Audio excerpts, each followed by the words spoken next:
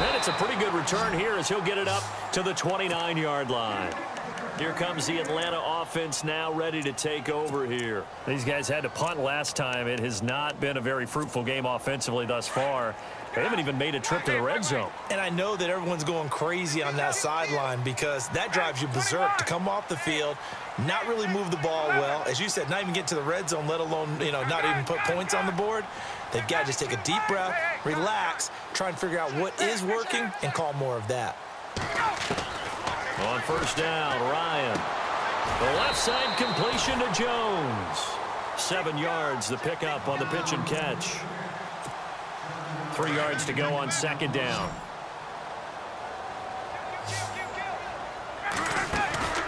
A fake to Freeman. Now it's Ryan. Looking deep for Julio. Got a man, it's caught at the 6-yard line. And he is into the end zone for a Falcon touchdown.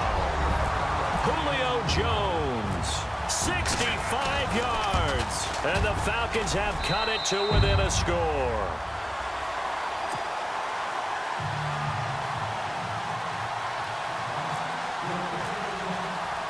Here's Bosher to kick it away.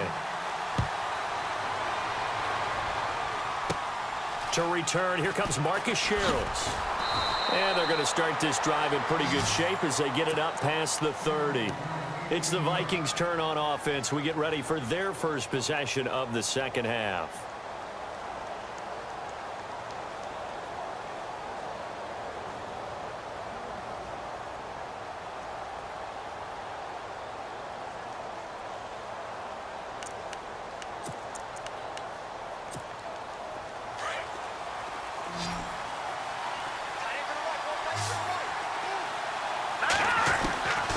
First down, Keenum.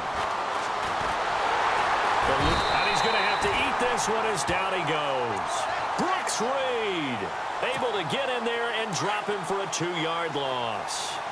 The amount of sacks that they've absorbed in this game is absolutely extraordinary. Let's just face it.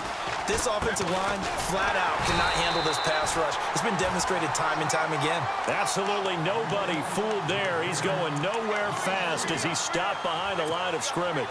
The Vikings on third down, just 1 for 3 thus far. This will be 3rd and 15. Shotgun snap for Keenum. And he couldn't hang on to it through the contact. Incomplete. Well, no second guessing the call here. It was 3rd and long, so throwing the football was probably the smart play to try and pick it up. But they don't get it, and now the defense goes off the field feeling pretty good about themselves, gaining some momentum as they force them into a likely punting situation. To throw, it's Keenum. And this is incomplete. Boy, a real head-scratcher there. And the Falcons will take control of the football in great field position. So out come the Falcons now. And they're going to need another score. Got one last time, but still down here. When you're playing catch-up, every possession becomes crucial, doesn't it? It's vital. Get back out on the field, punch it in the end zone again. They know it's not easy, but what they do have going for them, they did score the last time. They think they've got a good formula working. And what about the defense? Well, now you're just saying to yourself, okay, gave up a score last time. What adjustments do we need to make to slow them down now and get the ball back for our own offense? Is it more pressure? Is it more zone? What do they have to do? They're trying to figure that out themselves. We'll see if they can figure that out right here. They stay on the ground. Again, it's Coleman. And this has been a familiar sight all afternoon as they stop him behind the line. He'll wind up losing a yard on the play, and that'll lead here to a 3rd down.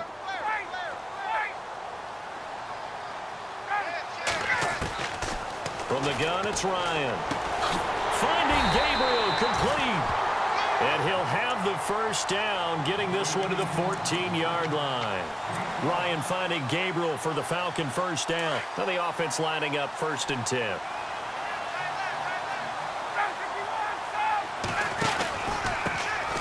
Ryan on the handoff. It's Freeman. Avoids him at the 5. And stopped a few yards shy of the goal line at the 3. It's a good gain of 11. Sets him up 1st and goal. At this stage of the game, the run-pass numbers are a little bit out of whack because most of their yardage has come through the air.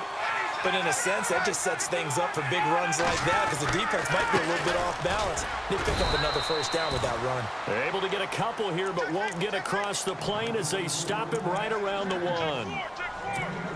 To me, that's a terrific run on 1st and goal at the 3. They got 2 yards. I'd line right back up and give it to him again. They come out with 1 back and 3 tight ends. That is not going to be any help as they dump him behind the line of scrimmage. He lost 2 there, and it's 3rd down. After a play like that, there should be congratulations all the way around, I think, because if you can stop a big fullback like that, that's not easily done. Yeah, he does not go down easily. You're right, but he did there. Ball on the 3, 3rd down and goal. Here's Coleman, and he will take it in for a Falcon touchdown. Tevin Coleman, a 3-yard touchdown run, and the Falcons are in for 6.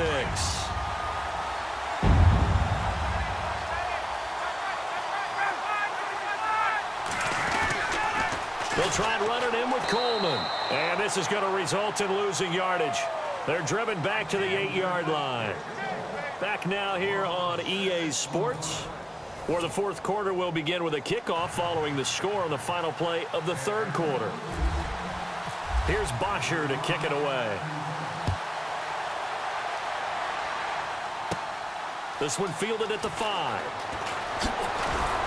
And he'll take this across the 25, couple extra yards up to the 27-yard line. And now out comes Minnesota. And this offense last time turned it over, went for it on 4th, didn't get it. They're lucky, though, because no points against the team on the board, but we'll see how they respond. Yeah, they've got to get a lot of credit to their defensive teammates, don't they? They had their backs on that last series, and because they did so, that allows the coach to still stay aggressive on offense and maybe go for it again in a similar situation. I was going to say maybe makes that offense feel good when you know you've got a defense making stands like that. Yeah, that'll loosen up things a little bit, won't it? Maybe you'll play a little bit better the next time you have the ball. 10th carry of the game now, Murray. And they're able to get this one across the 35. That one good for 16, and the drive will continue. You and I both know that you don't really truly replace Adrian Peterson, but Latavius Murray's a really good back. Similar running styles, too. Won't wear the same number, we know that. But when you see him run, you might see a little bit of that in him, upright with some power. And he'll get up near the 45. They'll spot it at the 44. It'll be a gain of 6, and that'll make it 2nd down.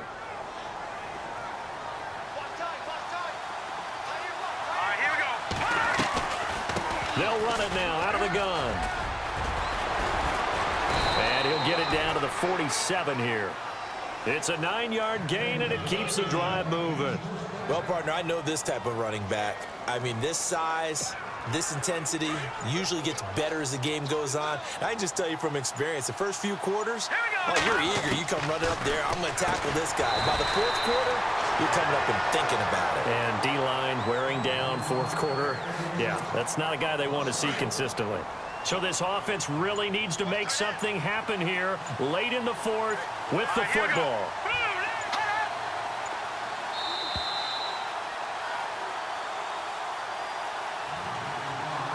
Time for a break. We'll come back for the electrifying conclusion after this.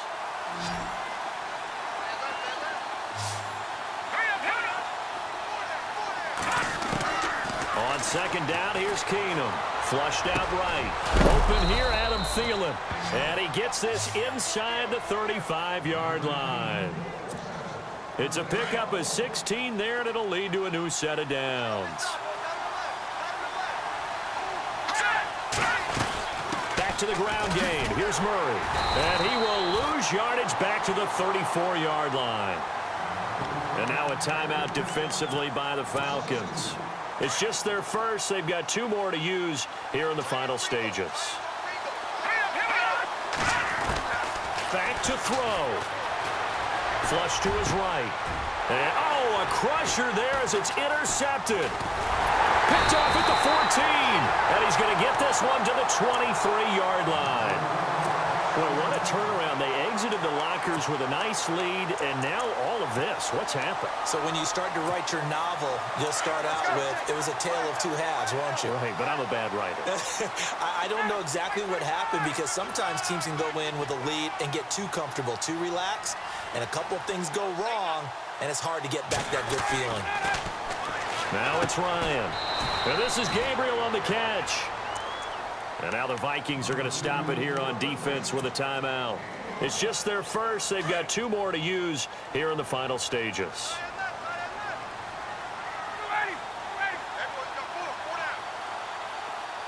In motion is Austin Hooper. Here's Coleman on the toss. And this has been a familiar sight all afternoon as they stop him behind the line.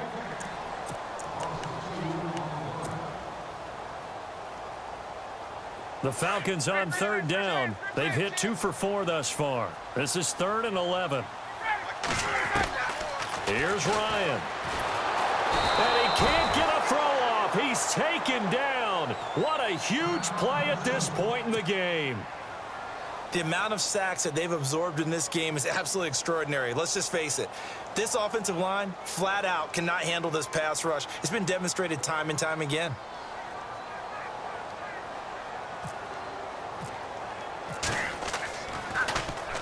He gets this one away, and boy, it's another boomer.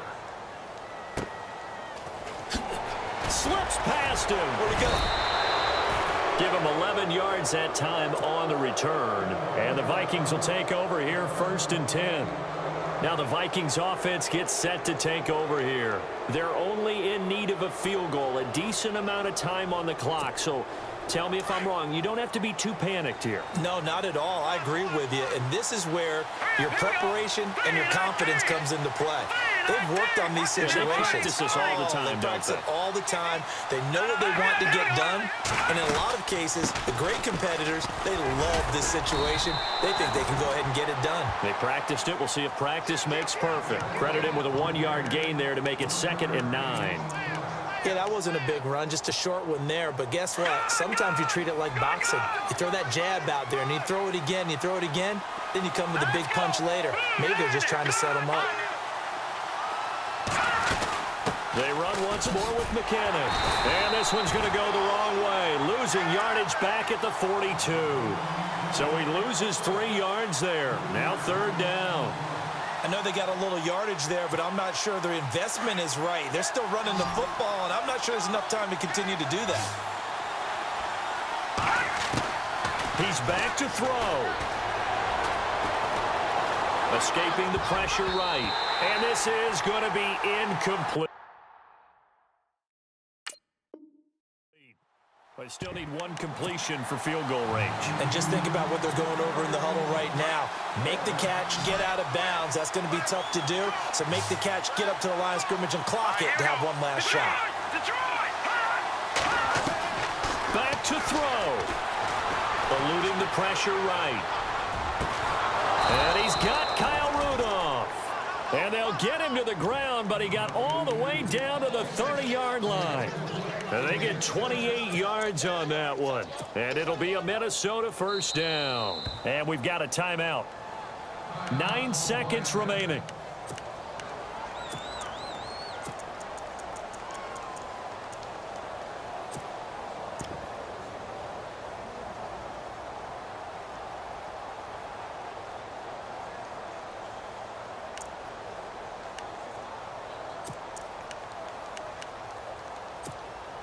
Fresh set of downs here.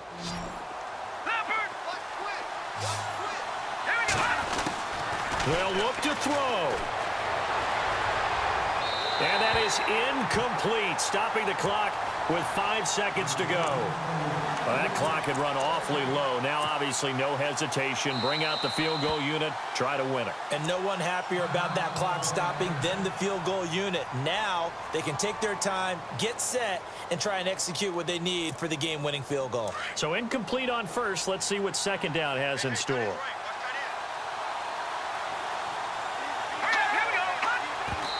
And he just clocked it. But the clock wasn't even moving. Well, that's one you don't see very often, a wasted down. So now it all rests on the foot of Kai Forbath. 2 for 2 on the afternoon and a third-one winner. And his kick is indeed good. And with that, they will move